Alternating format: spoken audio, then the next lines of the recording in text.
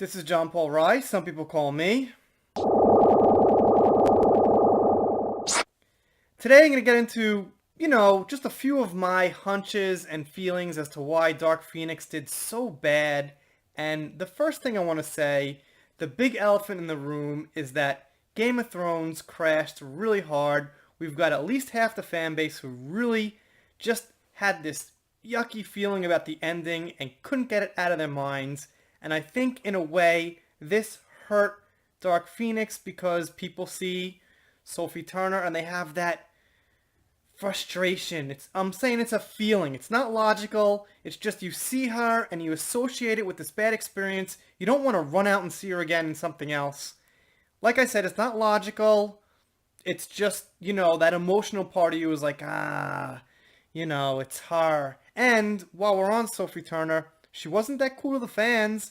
She said this stuff to the fans. I can't remember her exact quote, but, when she defended Game of Thrones, she did it in a pretty distasteful way, and it turned a lot of people off. Not only that, she's not the best actress for Jean Grey. She doesn't carry the part so well. She's just not so great at being this lead, being this, powerhouse. She's just okay. And that's not going to help people want to run out and see it. The other thing is that woke line in the trailer. It did not do good for the movie. That thing got around the internet like crazy, and a lot of people who normally would have seen it were like, oh, even if it was just one line, you don't want to support stuff like that in movies. I mean, most people don't anymore. It's just like there's so many people who've had the last straw with agendas of gender politics and all this kind of stuff in the movies that just that one line alone could have actually set off a little chain reaction that hurt the sales. Also, just basically not much hype. I mean, no one seemed excited because this is a story we've seen before. X-Men movies have touched upon this time and time again, so I don't think people felt like they were actually going to get something like super original. Just kind of felt like one big story of a story they've already told a couple of times over and over. Then we had this article right here. I didn't cover this one, but you guys have probably seen it, where Marvel producer thinks the X-Men name is outdated. And when you've just got all this kind of gender games going on around the thing, it just doesn't help the hype. It doesn't help you get into the movie. It's the same thing with Brie Larson and Captain Marvel. She's not really making buzz about the movie, how good it is, the special effects, why the character works. She's making a huge buzz about how she's an activist and how she's a feminist and how Captain Marvel's a strong woman. So in a similar way, we have all these gender issues around Dark Phoenix is totally unnecessary. Everyone loves Dark Phoenix in the first place as a character. So, I mean, nobody in the past, when Dark Phoenix came out, was like, well, she's a little too powerful. Who is this woman?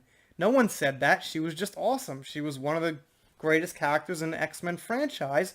But now when you mix all this politics and games and silly phrases about X-Men, X-Women, BS in it, it just kills the hype for people. What's the point of seeing it? I think people might have got scared there would be more gender politics in it than there was, because there wasn't like so much, but that fear just keeps people away from it. It kills curiosity. It's like, I don't know. We just played this game with Captain Marvel, so are we going to go here again? Like I said, even though they didn't really go there, it's like, makes you wonder. It's Marvel, so I don't know. I think that killed some hype too, some curiosity. So let's see what our least favorite shill, Scott Mendelson, has to say about it. And I say least favorite shill because this guy had the article called, let's see what our favorite shill, Scott Mendelson, has to say. And I will never go easy on this guy because he had an article one time called Star Wars, a solo story flops because of white male lead. And the dude's white. Alright. I said this. General audiences already saw the Phoenix Saga play out in X-Men The Last Stand. No need to read that crap, he says. But yeah, it's kind of true. I mean, we're seeing the story again. It's almost like if they re-released Wolverine Origins, you'd be like, huh? We saw that already. Something like that. Or if they re-released like Thanos' story, like 7 years from now, 10 years from now, you'd be like, wait, we saw Thanos' story, you know, so kind of like that, I guess. Audiences vastly prefer the original X-Men class over the first class variations. I don't think there's too much to do with it. I mean, if it's good, it's good. Maybe they do. I'm sure you could make that argument, but, you know, nah, not a big deal. I don't think so. I think just if it's good, it's good. No Hugh Jackman, no deal. But, you know, we've accepted for a very long time that Hugh Jackman is kind of retired as Wolverine. No one's expecting it. I don't think anyone's really not going because of that. But, I mean, not a terrible point. Yeah, Hugh Jackman definitely would have pulled in more money than it's getting now. The franchise refused to evolve in terms of stories and visuals. Sure, you could say that. General audiences knew this was a stopgap before an MCU-affiliated reboot. I don't know about that. Because if you're really general, you're not really paying attention to what company owns what and what's the stopgap. I think stuff like the stopgap, or like with Captain Marvel leading into Endgame, is more so for fans who know what's going on. Maybe a little bit more so in Captain Marvel's case, but I don't think so here. Maybe it's bigger news than I think. I'm not living in the States. You guys can tell me on this, but I don't really think so. Captain America, Civil War, and Captain Marvel did it first and better? Nah, no, I don't know. I disagree. Nah. His last reason?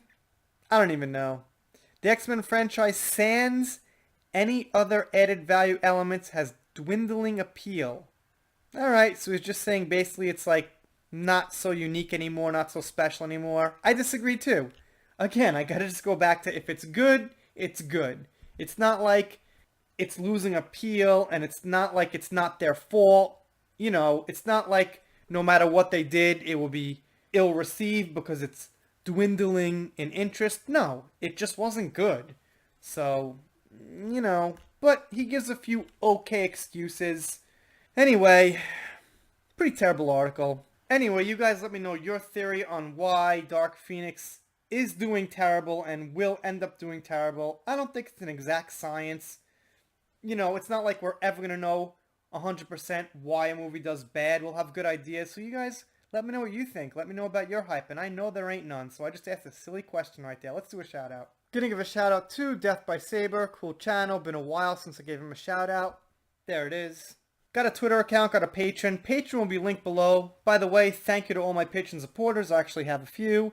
And I'm trying to upkeep it a little better these days. Some cool rewards. The $1 thing, you get your name permanently at the end of my credits, which you could see at my end credits. Some people have their name up there.